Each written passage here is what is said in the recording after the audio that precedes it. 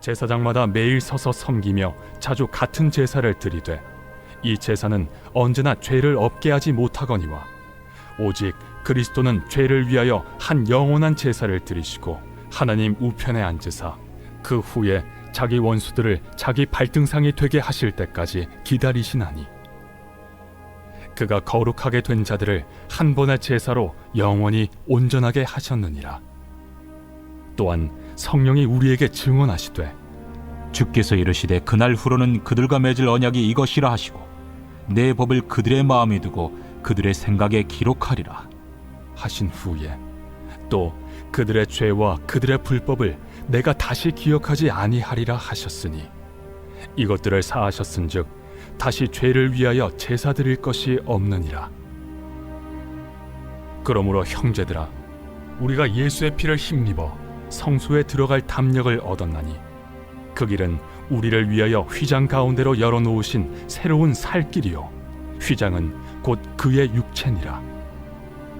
또 하나님의 집 다스리는 큰 제사장이 계심에 우리가 마음의 뿌림을 받아 악한 양심으로부터 벗어나고 몸은 맑은 물로 씻음을 받았으니 참 마음과 온전한 믿음으로 하나님께 나아가자.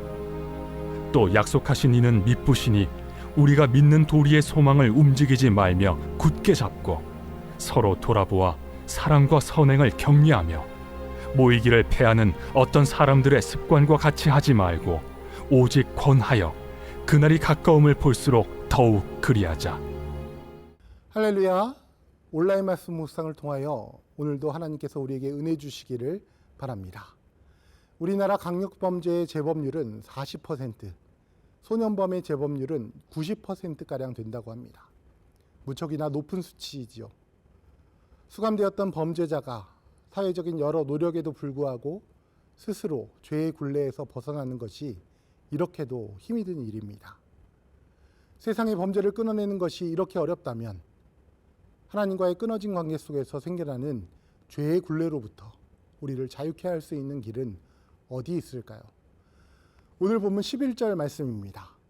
제사장마다 매일 서서 섬기며 자주 같은 제사를 드리되 이 제사는 언제나 죄를 없게 하지 못하거니와.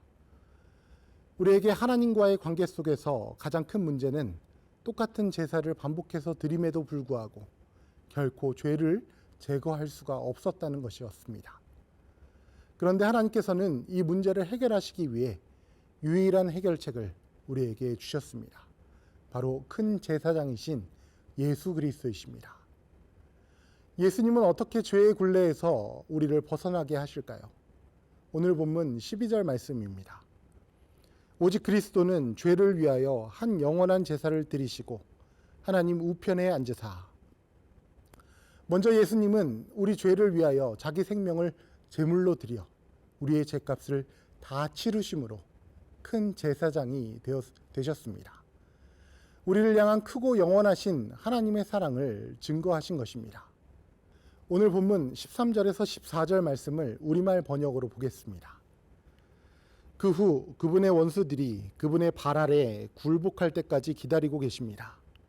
그분은 단 한 번의 제물로 거룩하게 된 사람들을 영원히 온전하게 만드셨습니다. 예수님은 땅끝까지 복음이 전파되고 모든 사람들이 복음을 듣게 될 때까지 기다려 주십니다. 또한 예수님은 죄 가운데 있던 우리들을 영원히 온전하게 하셨습니다. 그러므로 우리들은 오직 그리스도의 십자가 은혜로 말미암아 영원한 하나님 나라의 백성으로서의 자격을 얻었습니다. 그로 말미암아 우리는 성령 하나님의 충만함 가운데서 날마다 새롭게 하시며 능력 주시는 영원하신 왕의 권세 가운데 거할 수 있습니다. 오늘 본문 15절에서 17절 말씀입니다. 또한 성령이 우리에게 증언하시되 주께서 이르시되 그날 후로는 그들과 맺을 언약이 이것이라 하시고 내 법을 그들의 마음에 두고 그들의 생각에 기록하리라 하신 후에 또 그들의 죄와 그들의 불법을 내가 다시 기억하지 아니하리라 하셨으니. 성령 하나님은 우리를 새 언약 가운데 거할 수 있도록 우리의 귓가에 날마다 증언하십니다. 예수님으로 말미암아 하나님의 율법이 하나님 나라 백성의 마음과 생각에 새겨지고 죄와의 불법을 다시는 기억되어지지 않게 되었습니다. 그렇기 때문에 성령은 우리가 하나님 나라의 새 언약의 백성임을 날마다 상기할 수 있는 예수 그리스도의 선물입니다. 그러므로 이제 우리는 당당히 새 언약의 백성, 하나님 나라의 백성임을 선포하며 담대히 살아나가야 합니다. 하나님은 예수 그리스도의 십자가 은혜 안에서 강권적인 역사로 우리를 부르셨습니다. 오늘 본문 19절에서 20절 말씀입니다. 그러므로 형제들아, 우리가 예수의 피를 힘입어 성소에 들어갈 담력을 얻었나니 그 길은 우리를 위하여 휘장 가운데로 열어놓으신 새로운 살 길이요 휘장은 곧 그의 육체니라. 우리는 성소에 들어갈 담력을 얻었습니다. 성소는 어떤 곳입니까? 그전에는 나 같은 죄인이, 나 같은 부족한 사람이라고 하며 성소 앞에서 뒷걸음치던 우리의 인생이었습니다. 그러나 이제 우리는 거룩하지 못해 나아가지 못했던 그곳, 하나님을 마주하는 장소인 성소에서 예수님과 함께 서 있는 것입니다. 오늘 본문은 우리에게 마지막으로 권면합니다. 23절에서 25절까지의 말씀입니다. 또 약속하신 이는 미쁘시니 우리가 믿는 도리의 소망을 움직이지 말며 굳게 잡고 서로 돌아보아 사랑과 선행을 격려하며 모이기를 패하는 어떤 사람들의 습관과 같이 하지 말고 오직 권하여 그날이 가까움을 볼수록 더욱 그리하자. 본문 14절 말씀처럼 예수로 말미암아 우리는 거룩하게 되었습니다. 이제 우리는 참 마음과 온전한 믿음으로 하나님께 나아갈 수 있습니다. 그리고 우리를 부르신 하나님은 우리를 세상 가운데로 보내십니다. 그 통로가 되는 것이 바로 하나님이 세상 가운데 두신 부름받은 자들의 공동체, 교회입니다. 성도는 하나님께서 날마다 우리를 부르시는 예배의 자리에서 믿는 도리의 소망을 굳게 잡아야 합니다. 하나님의 새 언약을 굳게 잡아야 합니다.